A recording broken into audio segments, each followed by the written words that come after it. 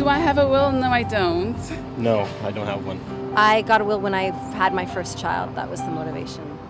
Because I haven't really thought about it. People don't like to think about, doing right away, but eventually, you have to do. Not so much the allocation of money, that wasn't as important, but making sure that my kids were with the people that I wanted them to be with and that there were clear instructions about what should happen with the children. That was the most important factor for me. A will is a legal document that allows you to determine how it is that you want to distribute your estate on your death. Many times young families will consider that this is an appropriate stage in their life to create a will.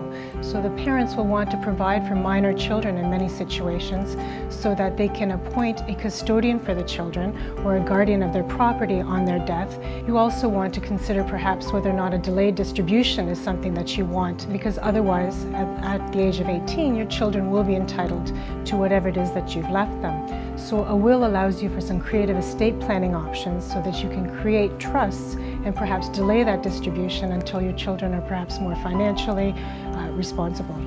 In Ontario and in many provinces in Canada, if you die without a will, then you're going to have an estate that's going to be administered by a court-appointed administrator who's going to distribute it according to the provincial laws on an intestacy. And in many cases, that may not necessarily be what you had intended or what you even would have wanted to happen to your estate. Well, the two basic types of wills that we have are formal wills, which are typically created by a lawyer, and then we have a holograph will, which is a will that's created entirely in the handwriting of the testator, that's signed by him or her and dated. Now, a holograph will is certainly going to be the easiest and the least expensive way to create a will.